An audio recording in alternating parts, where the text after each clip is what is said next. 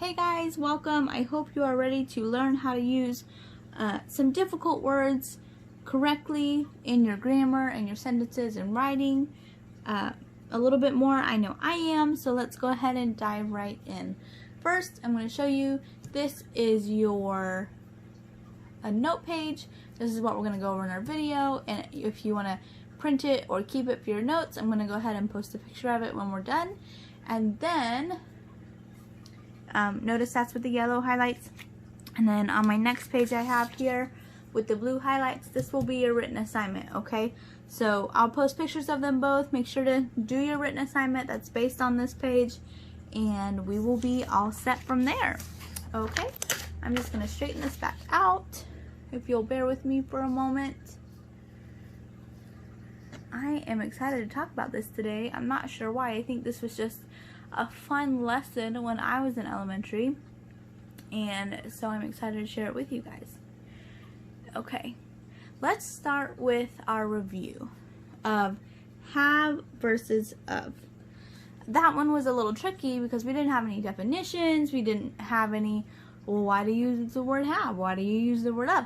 They were just simple grammatical rules for us to learn and to follow. So let's go ahead and go over them again, starting with the sentence that is highlighted in yellow.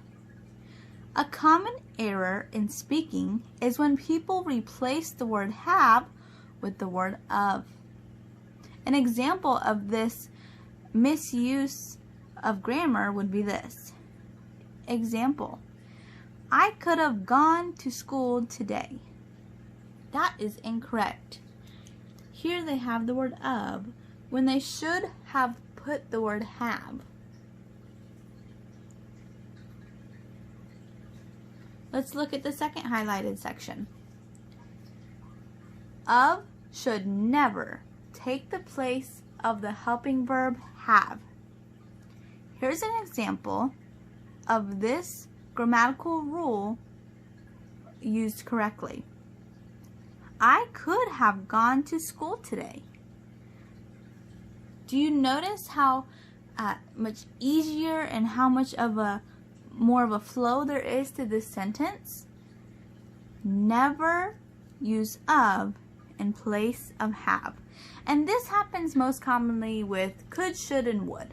We tend to talk quickly, and so we might say, I could have done this, I would have done that, I should have been there, and in speaking so quickly we don't stop to think, am I using this grammatically correct?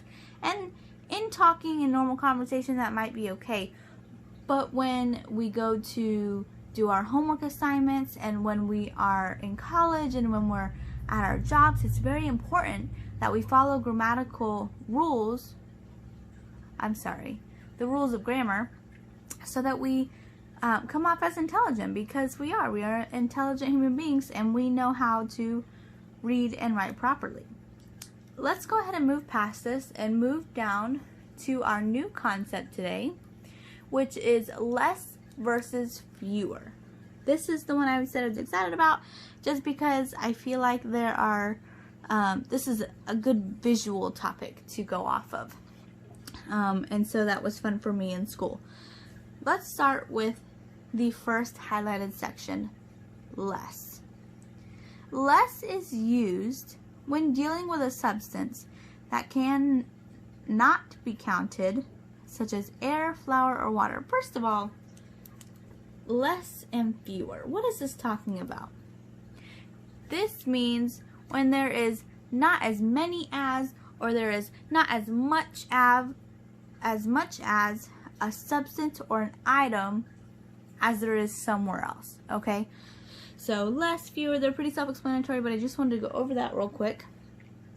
As an example, if Tom had 3 M&Ms and Kate had 6 M&Ms, Tom would have had fewer M&Ms than Kate. Okay, because he does not have as many or as much. So let's go back up here and review this highlighted section again, because we kind of just blew through it. Less. less is used when dealing with a substance that cannot be counted, such as air, flour, or water. So let's talk about that for a second. You cannot count air. You can count units. So maybe the number of breaths you have taken, but that's counting breaths. If you talk about flour, you might be able to measure the units of flour. Let's say there is 1 cup of flour, but then you're counting cups. You're not counting the actual flour. So you can count units, but there are some substances that you just can't count. And in those cases, when there is not as much as, or there is, I wanted to say less or fewer, but this is a specific example. So if there's not as much flour in cup 1, I'm going to use this example. If there's not as much flour in cup 1 as there is in cup 2, then there would be less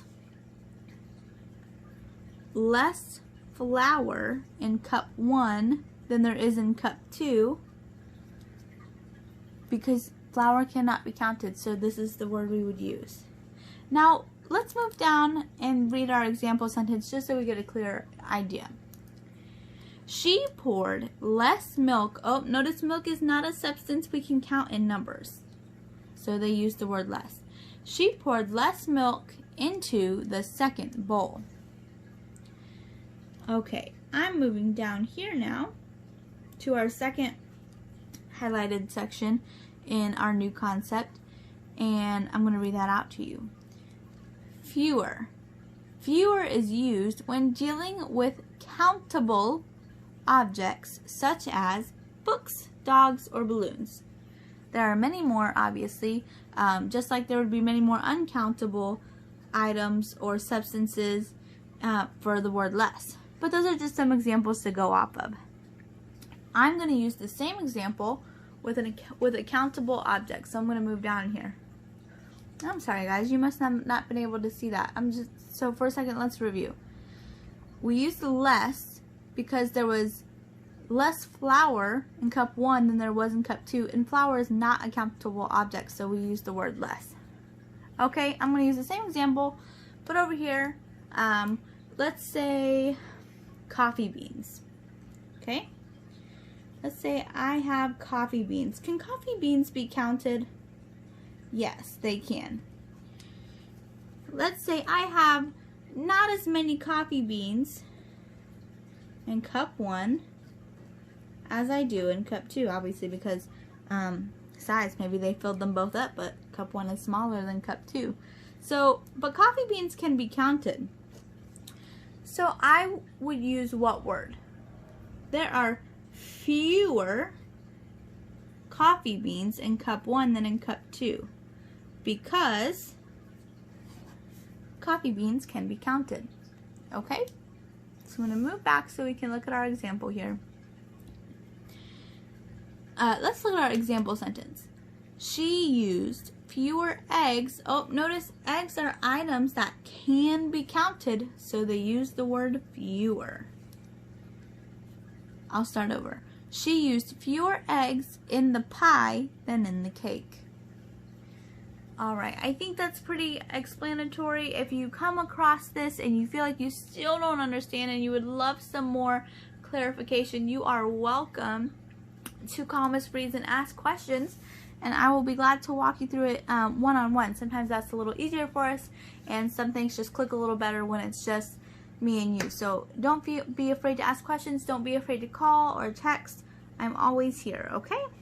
Let's go ahead and move past this and look at our written assignment for today, okay? And I will post this so that you can keep this for your notes along with the video. I'm going to straighten this back up here. Okay. So let's look here, and I'm sorry, try to get this as straight as possible for you guys. Okay, should be a little better. Let's read the directions together. Practice. Rewrite the following sentences on a sheet of notebook paper. Replace the blank with the correct form of less or fewer. Okay, we know what words we're going to use. We're going to use the word less, and we're going to use the word fewer. I'm just going to double check, make sure you can see that. Okay, I'm just going to move that up here. So we're going to use the word less, and we're going to use the word fewer. Let's do ourselves a favor and remind ourselves what the importance is of each word and why we would have to depict them apart from each other. So when would we use less? When we are talking about uncountable objects or substances. Uncountable objects or some substances. I'm having trouble with my words today. Okay, and when would we use the word fewer? When we are dealing with countable, such as 1, 2, 3, 4, countable items or substances, okay? So let's go and do number 1 together. I'm going to work on number 1 with you, and I'm going to zoom in just a little bit so maybe you get a better look with me. And while we're here, what's an example of an uncountable item that maybe we just talked about so that we can keep our minds fresh?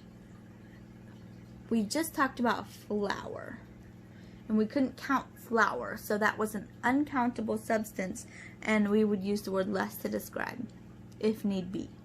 What is a countable example we use? We use coffee beans, right? Because you can individually count each coffee bean, in which case you would use the word fewer to describe if necessary. So let's look here. In 2000, Africa had blank than 5 million internet users. Are we talking about something? We're talking about users, okay? Are they countable or uncountable? Well, you could already tell, I'm sure, but just as a hint for you, sometimes it's really cool how our sentences give us hints. Notice they have counted some of the users already. So there are digits in this sentence. That gives us a hint that this is a countable object. So we would use the word fewer. So I'm going to put the word fewer in the blank. Now let's read the sentence together and see if it makes sense. In 2000, Africa had fewer than 5 million internet users. Wow, that's incredible. And that does make sense to me because we could go through and count all the internet users. That would be a very difficult project. And thankfully that is not what we're doing today. However, it is possible. Okay? So now it's your job to go through and do the rest of these on your own. Write them on a sheet of notebook paper. Replace the blank with the word less or fewer when it is necessary. Okay? Thanks so much for listening, and I'll see you guys again tomorrow.